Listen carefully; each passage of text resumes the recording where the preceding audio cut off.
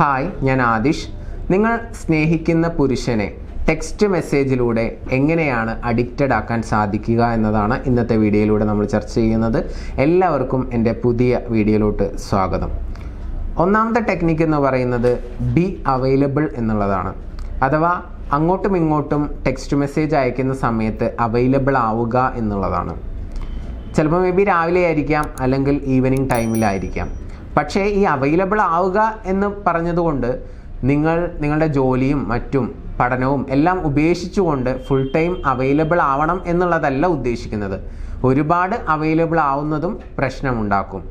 അപ്പോൾ നിങ്ങളുടെ കാര്യങ്ങളൊക്കെ ചെയ്തു കഴിഞ്ഞാൽ മെസ്സേജ് അയക്കാൻ കുറച്ച് ടൈം മാറ്റി വെക്കണം എന്നുള്ളതാണ് ഉദ്ദേശിക്കുന്നത്.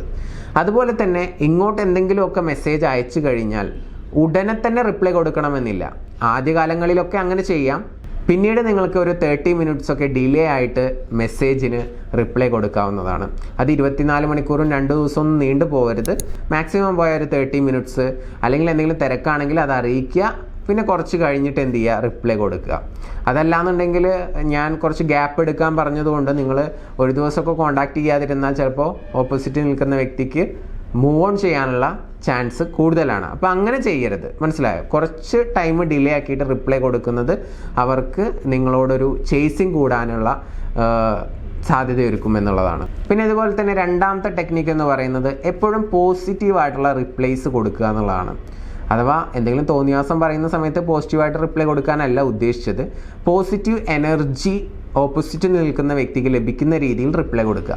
ഉദാഹരണം പറയുകയാണെന്നുണ്ടെങ്കിൽ ഇപ്പോൾ നിങ്ങളോട് ഗുഡ് മോർണിംഗ് പറയുക മീൻസ് ചാറ്റ് ചെയ്യാണ്. ഗുഡ് മോർണിംഗ്, എന്ത് ചെയ്യുന്നു, സുഖമാണോ, ഇങ്ങനെയൊക്കെ ചോദിക്കുന്ന സമയത്ത് നിങ്ങൾ റിപ്ലൈ ഇന്ന് വലിയ സുഖമൊന്നുമില്ല, അല്ലെങ്കിൽ എന്തെങ്കിലുമൊക്കെ പരാതികളൊക്കെ പറയുകയാണെങ്കിൽ ഓപ്പോസിറ്റ് നിൽക്കുന്ന വ്യക്തിക്ക് എന്തായിരിക്കും, അന്നത്തെ മൂഡേ പോവും. ചിലപ്പോൾ ചാറ്റ് ചെയ്യാനുള്ള ആ ഒരു താല്പര്യം തന്നെ ഇല്ലാതെയാവും, അല്ലേ?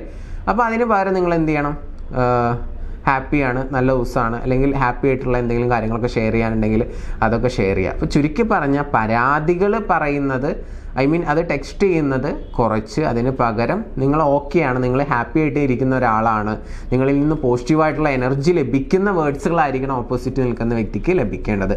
അങ്ങനെയാവുമ്പോഴും അഡിക്ഷൻ കൂടും.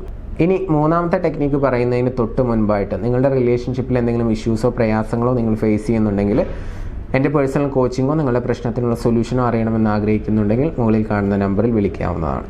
ഇനി മൂന്നാമത്തെ ടെക്നിക്ക് പറയുന്നതിന് തൊട്ട് മുൻപായിട്ട് നിങ്ങളുടെ റിലേഷൻഷിപ്പിൽ എന്തെങ്കിലും ഇഷ്യൂസോ പ്രയാസങ്ങളോ നിങ്ങൾ ഫേസ് ചെയ്യുന്നുണ്ടെങ്കിൽ അതിനുള്ള സൊല്യൂഷൻ അറിയണമെന്ന് ആഗ്രഹിക്കുന്നുണ്ടെങ്കിൽ മുകളിൽ കാണുന്ന നമ്പറിൽ വിളിക്കാവുന്നതാണ്. മൂന്നാമത്തെ ടെക്നിക്ക് എന്ന് പറയുന്നത് നിങ്ങൾ അവർക്ക് ഫണ്ണി ആയിട്ടുള്ള മെസ്സേജസ് അയക്കുക എന്നുള്ളതാണ്. ഒന്നുകിൽ ഫണ്ണി ആയിട്ടുള്ള എന്തെങ്കിലും ഹ്യൂമറൊക്കെ അടങ്ങിയിട്ടുള്ള വീഡിയോ ക്ലിപ്സുകൾ അയക്കാം, അല്ലെങ്കിൽ എന്തെങ്കിലുമൊക്കെ ഇങ്ങോട്ട് ചോദിക്കുന്ന സമയത്ത് നല്ല അടിപൊളി ഫണ്ണി ആയിട്ടുള്ള സ്റ്റിക്കേഴ്സൊക്കെ അയച്ചു കൊടുക്കാം. എന്ത് തന്നെയാണെങ്കിലും ഓപ്പോസിറ്റ് നിൽക്കുന്ന വ്യക്തിയുടെ ആ ഒരു മൂഡ് ചേഞ്ച് ചെയ്യുന്നത്, നിങ്ങളുടെ ആ മെസ്സേജ് കാണുന്ന സമയത്ത് അവർ ഓട്ടോമാറ്റിക്കലി ഒന്ന് ചിരിക്കണം. അപ്പോൾ ഓട്ടോമാറ്റിക്കലി അവർക്ക് ആ ഒരു ഹ്യൂമർ ഫീൽ ചെയ്യും, അല്ലെങ്കിൽ ആ ഒരു ഫണ്ണി മെസ്സേജ് അവർക്ക് എക്സ്പ്ലോർ ചെയ്യാനായിട്ട് സാധിക്കും.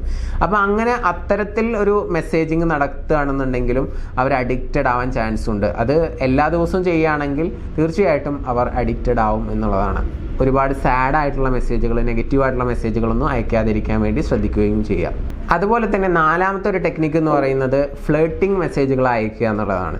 ഈ ഫ്ലേട്ടുമായി റിലേറ്റഡ് ആയിട്ടുള്ള ഒരു ഉദാഹരണം പറയുകയാണെങ്കിൽ ഇപ്പോൾ നമുക്ക് വെറുതെ ടെക്സ്റ്റ് ചെയ്യാം.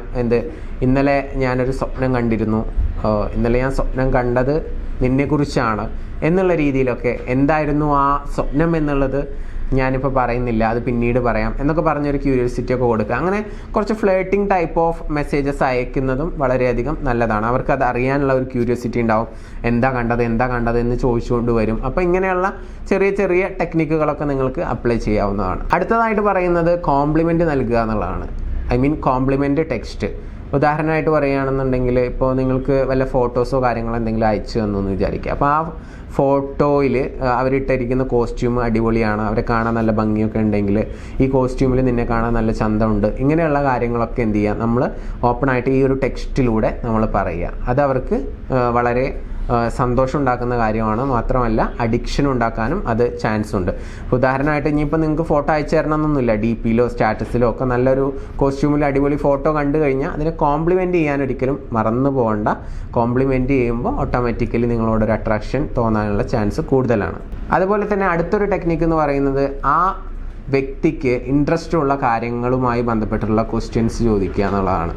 അത് അറിയുമെങ്കിൽ അതായിട്ട് തന്നെ ക്വസ്റ്റ്യൻ ചോദിക്കാം. ഇനി അറിയില്ല എന്നുണ്ടെങ്കിൽ നമുക്ക് ചോദിക്കാം, നീ എങ്ങനെയാണ് ഒഴിവ് സമയങ്ങളൊക്കെ സ്പെൻഡ് ചെയ്യാറുള്ളത്, എന്ത് ചെയ്യാനാണ് നിനക്ക് കൂടുതൽ ഇഷ്ടം, ഹോബീസും കാര്യങ്ങളൊക്കെ നമുക്ക് ചോദിച്ച് മനസ്സിലാക്കാം. അപ്പോൾ ക്വസ്റ്റ്യൻസ് ചോദിക്കുന്ന സമയത്ത് ഓട്ടോമാറ്റിക്കലി ആ കോൺവെർസേഷൻ കണ്ടിന്യൂസ് ആയിട്ട് മുന്നോട്ട് പോവുകയും അങ്ങനെ അവർക്ക് ഇഷ്ടമുള്ള കാര്യങ്ങളെക്കുറിച്ചാണ് സംസാരിക്കുന്നതെങ്കിലോ തീർച്ചയായിട്ടും അഡിക്ഷൻ വരാനും ചാൻസ് ഉണ്ട്. സ്വാഭാവികമായിട്ടും ഒരുപാട് കാര്യങ്ങൾ പലർക്കും പറയാനുണ്ടായിരിക്കും, പക്ഷെ അത് കേൾക്കാൻ ആരുമില്ലാത്തതായിരിക്കും പലരുടെയും പ്രശ്നം. പക്ഷെ നിങ്ങൾ കേട്ടു കൊടുക്കുകയാണെന്നുണ്ടെങ്കിൽ ഈവൻ ചാറ്റിലൂടെ ആണെങ്കിൽ കൂടി അത് അവർക്ക് വളരെയധികം സന്തോഷം നൽകുന്ന ഒരു കാര്യമായിരിക്കും. അടുത്തതായിട്ട് പറയുന്നത് അവർക്ക് എന്തെങ്കിലുമൊക്കെ സഹായം ചെയ്യുക എന്നുള്ളതാണ്. സഹായം എന്ന് പറഞ്ഞാൽ ഫിനാൻഷ്യലി ഉള്ള വലിയ ഹെൽപ്പൊന്നും ചെയ്യണം എന്നല്ല പറയുന്നത്. ഇപ്പോൾ ഉദാഹരണമായിട്ട് നിങ്ങൾ സ്നേഹിക്കുന്ന വ്യക്തി എന്തെങ്കിലും ജോബൊക്കെ സീക്ക് ചെയ്യുകയാണെന്നുണ്ടെങ്കിൽ നിങ്ങൾക്ക് എന്ത് ചെയ്യാം, എവിടെയെങ്കിലും ഓപ്പർച്യൂണിറ്റീസോ കാര്യങ്ങളൊക്കെ ഉണ്ടെങ്കിൽ അത് അവരോട് പറഞ്ഞു കൊടുക്കാം. ഇനി ഇൻ കേസ് നിങ്ങൾ പത്രത്തിലോ അല്ലെങ്കിൽ എവിടെയെങ്കിലുമൊക്കെ വല്ല വേക്കൻസിയൊക്കെ കണ്ടിട്ടുണ്ടെങ്കിൽ അതൊക്കെ അയച്ചു കൊടുക്കാം. ഇൻ്റർവ്യൂ ഇന്ന ഡേറ്റിന് ഇന്ന കമ്പനിയിൽ നടക്കുന്നുണ്ട് എന്നുള്ള ഇൻഫർമേഷൻ, അങ്ങനെയുള്ള കാര്യങ്ങളൊക്കെ അവർക്ക് ഷെയർ ചെയ്യാവുന്നതാണ്. അത്തരത്തിൽ എന്തെങ്കിലുമൊക്കെ സഹായങ്ങൾ അവർക്ക് വേണ്ടിയിട്ട് ചെയ്യുക. അവർക്ക് ആവശ്യമുള്ള സഹായങ്ങൾ ചെയ്തു കൊടുക്കുന്നതും വളരെയധികം നല്ലതാണ്. അടുത്ത ടെക്നിക്ക് എന്ന് പറയുന്നത് നിങ്ങൾ അവരെ പറ്റി ചിന്തിക്കുന്നുണ്ട് എന്നുള്ളത് അവരെ അറിയിക്കുക എന്നുള്ളതാണ്. അതിന് എന്താണ് ഒരു ഉദാഹരണമായിട്ട് പറയുകയാണെന്നുണ്ടെങ്കിൽ, ഇപ്പോൾ നിങ്ങളൊരു ആർട്ടിക്കിള് വായിച്ചു എന്ന് വിചാരിക്കുക. അപ്പോൾ നിങ്ങൾ പറയാം, നിൻ്റെ ലൈഫ് ലെസൺസ് അല്ലെങ്കിൽ ലൈഫിലെ ഒരുപാട് എക്സ്പീരിയൻസസ് നീ എന്നോട് ഷെയർ ചെയ്തിട്ടുണ്ടായിരുന്നില്ലേ, ഞാൻ ഇന്നലെ ഒരു ബ്ലോഗ് വായിച്ചിട്ടുണ്ടായിരുന്നു, അപ്പോൾ അത് വായിച്ച സമയത്ത് അതിൽ പറയുന്ന കാര്യങ്ങൾ കേട്ടപ്പോൾ എനിക്ക് നിൻ്റെ എക്സ്പീരിയൻസും നിൻ്റെ ലൈഫ് ലെസൺസും ഒക്കെ ഓർമ്മ വന്നു, അതിലും സെയിം അതുപോലെയുള്ള കാര്യങ്ങളൊക്കെ തന്നെയാണ് പറയാറുള്ളത്, അപ്പോൾ ഞാൻ നിന്നെ ഓർത്തു എന്നുള്ള രീതിയിലൊക്കെ നമുക്ക് സംസാരിക്കാം. അതുപോലെ തന്നെ ഞാൻ ഇന്നലെ റെസ്റ്റോറൻറ്റ് പോയപ്പോൾ അവിടെ അടിപൊളിയായിട്ടുള്ളൊരു പയ്യനെ കണ്ടിട്ടുണ്ടായിരുന്നു, കാണാൻ നല്ല ചന്തമുണ്ടായിരുന്നു, പക്ഷേ അവനെ കണ്ടു കഴിഞ്ഞിട്ട് ഞാനിങ്ങനെ ആലോചിച്ച സമയത്ത് അവനേക്കാൾ ഭംഗിയുണ്ടല്ലോ നീ എന്ന് ഞാൻ ചിന്തിച്ചു പോയി എന്നുള്ള രീതിയിലൊക്കെ നമുക്ക് പല രീതിയിലും അവരോട് സംസാരിക്കാവുന്നതാണ്. അപ്പോൾ ഇങ്ങനെയുള്ള കാര്യങ്ങളൊക്കെ നമ്മൾ ഷെയർ ചെയ്യുന്ന സമയത്ത് നിങ്ങൾ അവരെക്കുറിച്ച് ചിന്തിക്കുന്നുണ്ട് എന്നുള്ളത് അവർക്ക് മനസ്സിലാവും എന്നുള്ളതാണ്. അതുപോലെ തന്നെ അടുത്തൊരു പ്രധാനപ്പെട്ട ടെക്നിക്ക് എന്ന് പറയുന്നത്, നിങ്ങളിപ്പോൾ എന്തെങ്കിലും കാര്യത്തിലൊക്കെ ബിസി ആവാൻ പോവുകയാണെന്നുണ്ടെങ്കിൽ ഒരു ദിവസത്തിനോ അല്ലെങ്കിൽ 2 ദിവസത്തിനോ ഒന്നും നിങ്ങൾ കോണ്ടാക്റ്റ് ഈ ചാറ്റിംഗ് ഇല്ലാതെ ഇരിക്കുകയാണെന്നുണ്ടെങ്കിൽ അവർക്ക് ആ ഒരു കമ്മ്യൂണിക്കേഷൻ ചാറ്റ് ചെയ്യാൻ ഒരു ഇനീഷ്യേഷൻ എടുക്കാനുള്ള താല്പര്യം കൂടുമെന്നുള്ളതാണ്. ഇങ്ങോട്ട് മെസ്സേജ് അയച്ചു വരും. അപ്പോൾ നമുക്ക് മനസ്സിലാക്കാം നമ്മളോട് ഇങ്ങോട്ടും ഒരു താല്പര്യമുണ്ട് എന്നുള്ളത്. അപ്പോൾ ഞാനിവിടെ പറയുന്ന ഒരു ടെക്നിക്ക് എന്ന് പറയുന്നത് അവർ ആദ്യം ടെക്സ്റ്റ് ചെയ്യാനുള്ള ഒരു അവസരം നമ്മൾ ഇടയ്ക്കിടയ്ക്ക് കൊടുക്കണം എന്നുള്ളതാണ്. എപ്പോഴും നമ്മൾ അങ്ങോട്ട് പോയിട്ട് തന്നെ എന്ത് ചെയ്യരുത്, മെസ്സേജ് അയക്കരുത്. പിന്നെ അടുത്തതായിട്ട് പറയാനുള്ളത് അപ്രീസിയേഷൻ്റെ കാര്യം തന്നെയാണ്. ഞാൻ നേരത്തെ അത് സൂചിപ്പിച്ചു എന്ന് തോന്നുന്നു. എങ്കിലും നിങ്ങൾക്ക് പറയാം, ഞാൻ നിന്നെ മീറ്റ് ചെയ്തതിന് ശേഷം എൻ്റെ ജീവിതത്തിൽ ഒരുപാട് മാറ്റങ്ങൾ സംഭവിച്ചിട്ടുണ്ട്. നിന്നെ കണ്ടത് തന്നെയാണ് എൻ്റെ ജീവിതത്തിലെ ഏറ്റവും നിർണായകമായിട്ടുള്ള ആ ഒരു ഘട്ടം, നിമിഷം എന്നുള്ള രീതിയിലൊക്കെ നമുക്ക് ഒരുപാട് കാര്യങ്ങൾ അവരുമായിട്ട് സംസാരിക്കാവുന്നതാണ്.